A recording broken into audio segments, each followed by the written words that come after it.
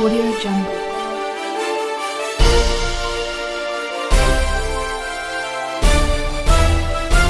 Audio Jungle. नमस्कार दोस्तों, Vinayak coaching Palsana में आपका हार्दिक स्वागत है।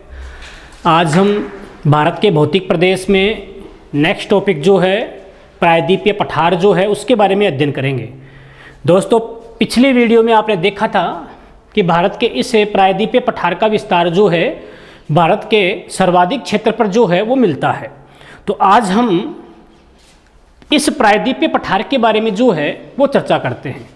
देखो दोस्तों, प्रायद्वीपीय पठार जो है भाई भारत जो है भारत का सबसे बड़ा जो भौगोलिक प्रदेश है, ये भौगोलिक प्रदेश जो है आपका प्रायद्वीपीय पठार है। लगभग 16 लाख वर्ग किलोमीटर क्षेत्रफल में इसका विस्तार मिलता है। और इस भौगोलिक प्रदेश का यदि निर्माण की बात करते हैं, इसका निर्माण जो है वो प्री कैम्ब्रियन काल की जो चट्टान है वहाँ से लेकर जो टर्सरी काल की चट्टानें हैं, इन चट्टानों तक का जो कार्यकाल है उस कार्यकाल तक की चट्टानें यहाँ पर विशेषतः इस प्रायद्वीपीय पठार पर देखने को मिलती है। आप कह सकते हो कि लगभग 300 से 400 करोड़ वर्ष पूर्व इस प्रायद्वीपीय पठार का जो निर्माण है वो माना जाता है। अर्थात आप ये कह सकते हो कि प्रायद्वीपीय पठार जो है ये गोंडवाना जो लैंड है, इस गोंडवाना लैंड का अवशेष है। अवशेष की बात करेंगे तो ये गोंडवाना लैंड का है। दूसरी बात आपने पढ़ी है कि प्रायद्वीपीय पठार जो है, इस पठार के अंदर यदि विस्तार क्षेत्र देखते हैं, इसकी सीमाओं की बात करते हैं, उत्तर दक्षिण पूर्व पश्चिम में इसका विस्तार देखते हैं तो सबसे उत्तर में आपने पढ़ा है दिल्ली रिज जो पर्वत श्रेणियां हैं अरावली पहाड़ियों की, ये इस प्रायद्वीपीय पठार की उत्तरी सीमा बनाती है। यदि दक्षिणी सीमा की बात करते हैं तो इलायची की जो पहाड़ियां हैं केरल वाले क्षेत्र में, इसके अंदर क्या है, ये इसकी दक्षिणी सीमा बनाती है। पूर्वी सीमा की बात करेंगे तो राजपीपला की जो पहाड़ियां हैं पश्चिमी घाट वाले क्षेत्र में, राजपीपला की पहाड़ियां, ये पहाड़ियां जो है इस प्रायद्वीपीय पठार की पश्चिमी सीमा बनाती है। यदि पूर्वी सीमा की बात करते हैं तो पूर्वी सीमा जो है ये बनाती है राजमहल की जो पहाड़ियां हैं, ये पहाड़ियां आपके बिहार राज्य तक फैली हुई है और यहाँ तक इसे प्रायद्वीपीय पठार का विस्तार मिलता है। तो दोस्तों, उत्तर दक्षिण पूर्व पश्चिम के अंदर जो आपका ये प्रायद्वीपीय पठार है, इस पठार का विस्तार मिलता है। आपने पढ़ा होगा भाई मेघालय का जो पठार है, याद रखना दोस्तों, मेघालय का जो पठार है जिसे हम क्या कहते हैं, शिलोंग का पठार जो मेघालय का पठार है, ये पठार हिमालय का भाग न होकर इसे प्रायद्वीपीय पठार का भाग जो है वो माना जाता है। और आपने पढ़ा होगा राजमहल गारो गैप जो है, इस राजमहल गारो गैप के बीच में, जैसे आपका ये बांग्लादेश आ गया ऐसे, और इधर ये आपका त्रिपुरा है, जैसे ये मिजोरम हो गया, ये त्रिपुरा हो गया, ये मेघालय हो गया, ये बांग्लादेश हो गया, ये पश्चिमी बंगाल हो गया। तो यहाँ पर आपकी राजमहल की पहाड़ियाँ हैं। उसके बाद में ये जो आपकी गंगा नदी है, ब्रह्मपुत्र नदी है, इन नदियों के माध्यम से इस मध्यवर्ती पठारी क्षेत्र को काट दिया गया प्रदन के माध्यम से, और इसीलिए ये गैप हो गया इसके बीच में कटापटा, जो क्षेत्र कहलाता है राजमहल गारो गैप। ठीक है, या आप ये कह सकते हो मालदा गैप। जो मालदा गैप है, इस मालदा गैप के माध्यम से आपका मेघालय का पठार और जो मुख्य आपका प्रायद्वीपीय पठार है, इस पठार का विभाजन होता है। भाई प्रायद्वीपीय पठार का विस्तार हम देखते हैं तो आपका जो महाराष्ट्र है, गुजरात है, राजस्थान है, मध्य प्रदेश है, उत्तर प्रदेश है, छत्तीसगढ़ है, झारखंड है, पश्चिमी बंगाल का जो झारखंड का क्षेत्र है वो है, मेघालय का क्षेत्र है, उड़ीसा है, तेलंगाना है, आंध्रा, तमिलनाडु, कर्नाटक, ठीक, केरल आदि राज्यों में जो है इस प्रायद्वीपीय पठार का जो विस्तार है ये विस्तार हमें देखने को मिलता है।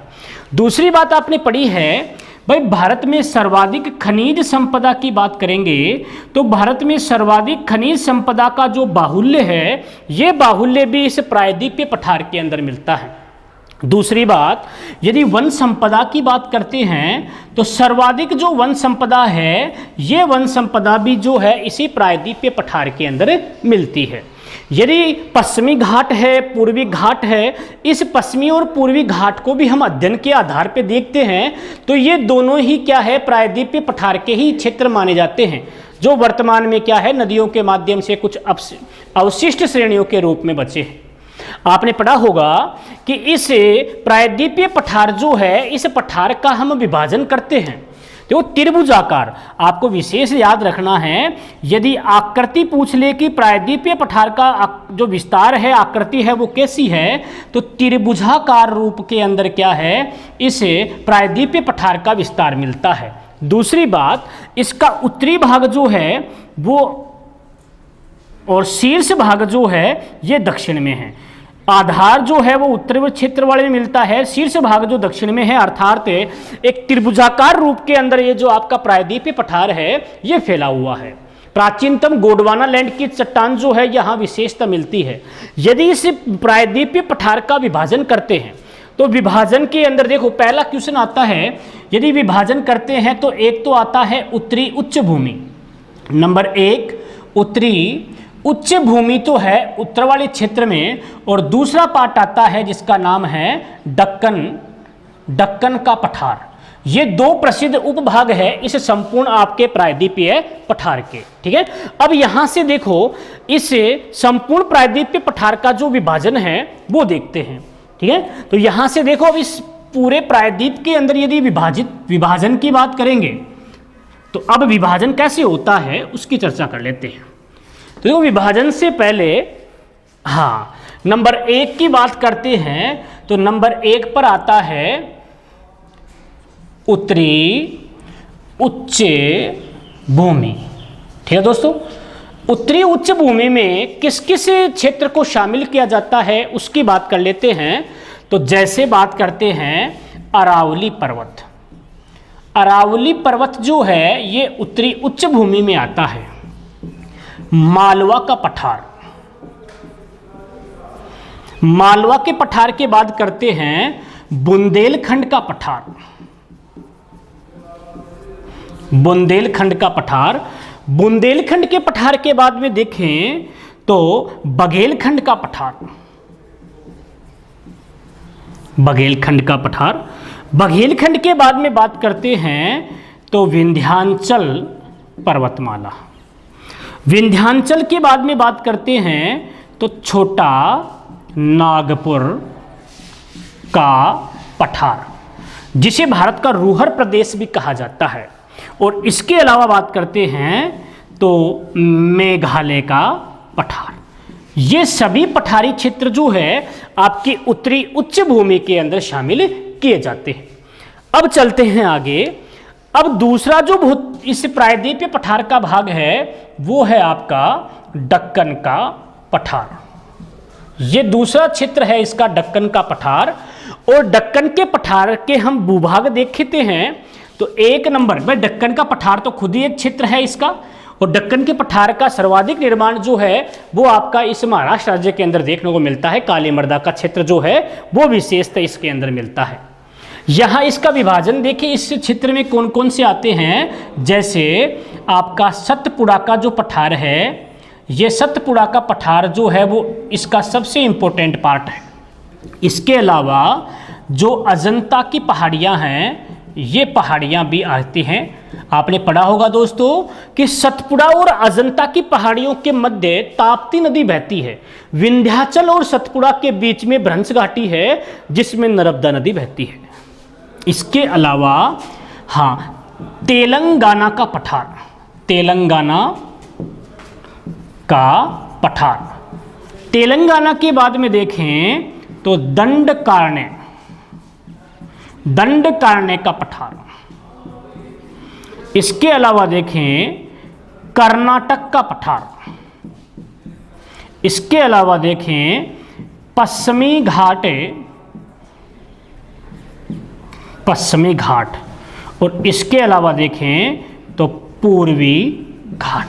ये मुख्य क्षेत्र है। इसे दक्षिणी क्षेत्र जो दक्कन का पठार है इसके भूभागों के अंदर, और उत्तर का जो उत्तरी क्षेत्र भूमि उच्च भूमि का क्षेत्र है उसमें ये जो आपके भूभाग है वो शामिल किए जाते हैं। उत्तर के उच्च में अरावली, मालवा, बुंदेलखंड, बघेलखंड, विंध्याचल, छोटा नागपुर का और मेघालय का पठार, और सतपुड़ा दक्कन का पठार, सतपुड़ा, अजंता, तेलंगाना, दंडकारण्य, कर्नाटक, पश्चिमी घाट, पूर्वी घाट, ये सभी आपके दक्षिणी क्षेत्र जो है उसके अंदर विशेषता देखने को मिलते हैं। अब यहाँ से हम देखते हैं कि ये जो आपका पठारी भाग है, अब देखो एक एक का हम अध्ययन करते हैं, इनकी जानकारी देखते हैं कि किस किस में क्या क्या विशेषताएं मिलती है। तो सबसे पहले देखते हैं मेघालय का पठार। खूब अध्ययन किया है आपने। मेघालय का पठार मेघालय राज्य जो है इसके अंदर, ठीक है। और अभी मैंने करंट में बताया था आपको कि जो आपका संप्रति संयुक्त सैन्य अभ्यास जो है ये अभी मेघालय राज्य में होना है 20 के अंदर, और बांग्लादेश और भारत के बीच में संप्रति जो अभ्यास है, युद्ध अभ्यास है, ये हुआ है। और ये जो आपका अभी 2020 का संस्करण है वो 9वां संस्करण इस समय हुआ है। तो देखो मेघालय का पठार, पहली चीज आपको याद रखनी है भाई, भारत जो है इस भारत में यदि कोयले की बात करते हैं, कोयला निकलता है तो 3 कालक्रम का कोयला भारत में पाया जाता है। जैसे एक तो है आपका सर्वाधिक मात्रा किसकी है, गोंडवाना लैंड की, और लगभग 97% कोयला भारत में कौन से कालक्रम का निकलता है, गोंडवाना लैंड का। और गोंडवाना लैंड के बाद में नंबर 2 की बात करते हैं तो निकलता है टर्शियरी काल का जो कोयला है ये निकलता है। और नंबर 3 की बात करते हैं तो मेसोजोइक काल का जो कोयला है ये भी भारत में प्राप्त किया जाता है। लेकिन यदि सर्वाधिक मात्रा की बात करते हैं तो सर्वाधिक मात्रा का जो कोयला है वो गोंडवाना लैंड का ही भारत में सर्वाधिक निकलता है। अब यहां से देखते हैं, देखो जो आपका ये मेघालय राज्य है यहां पर जो गारो, आपने याद रखा होगा दोस्तों, गारो, खासी और जयंती, ये जो पहाड़ियां हैं इन पहाड़ियों की क्षेत्र में जो खनन कार्य है, अर्थात इन पहाड़ी क्षेत्रों में जो ये पठार है, इस पठार के अंदर जो आपका टर्सरी काल का कोयला है, ये टर्सरी काल का कोयला यहां से प्राप्त किया जाता है भारत में सर्वाधिक, ठीक है। तो टर्सरी काल का सर्वाधिक कोयला मेघालय शिलोंग के पठार से निकलता है। और गारो, खासी, जयंती की पहाड़ियां, मिकिर की पहाड़ियां, भाई मिकिर की पहाड़ियों का उल्लेख भी मिलता है, लेकिन मिकिर की पहाड़ियों का मुख्य विस्तार देखते हैं तो राज्य का नाम आपको याद रखना है असम, लेकिन विभाजन के रूप में हम इन चारों पहाड़ियों का नाम पढ़ लेते हैं। इनकी आकृति कैसी है, देखो यदि अपन इसे पूर्वी क्षेत्र या पूर्वी भारत का मानचित्र बनाते हैं ऐसे, ये आपका अरुणाचल प्रदेश का क्षेत्र है, यहाँ से ये आपका मिजोरम है, यहाँ से ये हो गया त्रिपुरा, और यहाँ से ऐसे जो आपका ये क्षेत्र है अभी इधर से आपका ये आ गया बांग्लादेश, और यहाँ से ये सिक्किम की बेल्ट है, ठीक है। अब यहाँ ये है आपका कौन सा, मेघालय राज्य। तो सबसे पहले ऐसे गारो, ठीक है, फिर आ गई आपकी खासी और फिर जयंती। तो इनकी आकृति ऐसे कीप के समान बन रही है, ऐसे देखो तो ऐसे बन रही है, ऐसे, ठीक है। तो जब बंगाल की खाड़ी से आती है हवाएं, वो इसके अंदर आ जाती है तो ये निकल नहीं पाती है, इसीलिए यहाँ पर मासीन राम जो गांव है, इस मासीन राम गांव के अंदर क्या है, विश्व की सर्वाधिक जो वर्षा है वो कर देती है। तो गारो, खासी, जयंती पहाड़ियाँ यही हैं, और मिकिर पहाड़ियों का विस्तार जो है वो असम के अंदर मिलता है। अब यहाँ से आगे चलते हैं तो देखो, अब बात करते हैं पहले उत्तर के उच्च भूमि का क्षेत्र जो है उसको देख लेते हैं, ठीक है। तो ये तो हो गई आपकी मेघालय के पठार की बात। अब चलते हैं आगे मेघालय के पठार के बाद में मालवा का पठार। देखो दोस्तों, इसके बाद में बात करते हैं तो आता है मालवा का पठार। हाँ, अब देखो ये जो मालवा का पठार है राजस्थान का दक्षिणी क्षेत्र कह दो। जैसे हम बात करते हैं, जैसे राजस्थान का दक्षिणी मानचित्र यहाँ लेते हैं, ये राजस्थान का दक्षिणी मानचित्र है, ऐसे आपने मानचित्र में देखा होगा ऐसे, ठीक है। और ये आपका मध्य प्रदेश हो गया राज्य, और ये राजस्थान का क्षेत्र है, और इस पठार का विस्तार जो है वो इस क्षेत्र में मिलता है यहाँ, ठीक है। और ये है आपका कौन सा पठार? मालवा का पठार, ठीक है। अब देखो आपने पढ़ा होगा पहली चीज, भाई मालवा का जो पठार है, इस पठार में मुख्यतः काली मर्दा का जो क्षेत्र है या काली मर्दा जो है वो मिलती है इस मालवा के पठार में, ठीक है। दूसरी बात, इस पठार का जो विस्तार है, ये विस्तार आपका जो मध्य प्रदेश है, इसके अलावा राजस्थान का जो दक्षिणी भाग है, इस दक्षिणी भाग के अंदर भी विशेषतः जो आपका ये मालवा का पठारी क्षेत्र है इसका विस्तार मिलता है। दक्षिणी वत कह दो और दक्षिणी पूर्वी क्षेत्र में भी क्या है, ये जो मालवा का पठार है, इस पठार का विस्तार जो है वो देखने को मिलता है। अब यहाँ से जो आगे चलेंगे तो देखो बुंदेलखंड का पठार, एक आता है बुंदेलखंड का पठार और एक आता है बघेलखंड का पठार, ठीक है। अब देखो बुंदेलखंड के पठार की बात करते हैं तो बुंदेलखंड का पठार एक तो यूपी प्लस एमपी दोनों राज्यों के अंदर इसका विस्तार मिलता है। इसका विस्तार भी वैसे दो राज्यों में मिलता है, लेकिन मुख्य विस्तार यूपी के अंदर मानते हैं थोड़ा बहुत इसका। अब देखो यहाँ बुंदेलखंड की बात करते हैं तो उत्तर प्रदेश के दो जिले हैं विशेषतः, एक तो मिर्जापुर जिला और एक जिला है जिसका नाम है सोनभद्र जिला। इन दो जिलों के अंदर विशेषतः जो आपका बुंदेलखंड का पठार है, इस पठार का मुख्य विस्तार जो है वो मिलता है। जबकि बघेलखंड का पठार जो है, इसका मुख्य विस्तार जो है वो यूपी के अंदर ही मानते हैं। अंशतः इसका जो पठार का क्षेत्र है थोड़ा बहुत वो आपका एमपी में मिलता है, बाकी अधिकांश क्षेत्र जो है वो इसका यूपी के अंदर मिलता है, ठीक है। इसके बाद में देखो अब आगे चलते हैं तो आता है छोटा नागपुर का पठार, ठीक है भाई। छोटा नागपुर का पठार जो है, इस पठार का मुख्य विस्तार एक तो जो आपका झारखंड राज्य है इसमें, और एक जो पश्चिमी बंगाल है इसके अंदर भी मिलता है, और उत्तरी जो आपका ये उड़ीसा राज्य है थोड़ा बहुत अंशतः विस्तार जो है वो इसमें भी मिलता है, ठीक है। तो झारखंड है, पश्चिमी बंगाल है, उड़ीसा है, इन राज्यों के अंदर जो आपका ये पठार है छोटा नागपुर का, इस पठार का विस्तार भी मिलता है।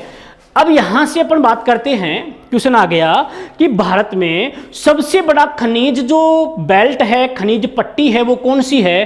तो आपको आंसर देना है छोटा नागपुर का पठार, ठीक है। धारवाड़ युग की चट्टानें मिलती है तो कंफर्म है कि यहाँ लोहा है, लोहा, मैग्नीज, तांबा जो है इनकी मात्रा भी यहाँ विशेषता निकलती है। एशिया महाद्वीप में सबसे बड़ी जो यंत्रीकृत खान पड़ी है आपने लोहे की, कौन सी? बेलाडेला की खान। और बेलाडेला की खान जो है वो छत्तीसगढ़ राज्य के अंदर पड़ती है, वो भी एक भारत में प्रसिद्ध जो है आपकी कौन सी खान है? लोहा अयस्क की सबसे बड़ी एशिया महाद्वीप की खान है, ठीक है। इसके बाद में आगे चर्चा करते हैं तो देखो छोटा नागपुर का पठार जो है ये भारत का रूहर प्रदेश भी कहलाता है, ठीक है। और दूसरी बात, यहाँ कोयला, तांबा, लोहा जो धात्विक खनिज है उनकी मात्रा विशेषता यहाँ से निकलती है। भारत के बड़े बड़े लोहा इस्पात संयंत्र जो है, जो इस पठारी क्षेत्र के अंदर जो है, इसके समीपवर्ती क्षेत्रों में जहाँ ये लोहा और जो कोयला उत्पादन क्षेत्र है, उन क्षेत्रों के अंदर यहाँ मुख्यतः क्या है कि लोहा इस्पात के बड़े कारखाने स्थापित किए गए हैं। यहाँ पर एक भ्रंश घाटी के अंदर आपने पढ़ा होगा दामोदर नदी, जिसे हम बंगाल का शोक कहते हैं। ये दामोदर नदी जो है वो भी यहाँ एक भ्रंश घाटी के अंदर बहती है, छोटे नागपुर के पठारी क्षेत्र से आगे की ओर, ठीक है। अब यहाँ से आगे देखेंगे अगली क्लास में।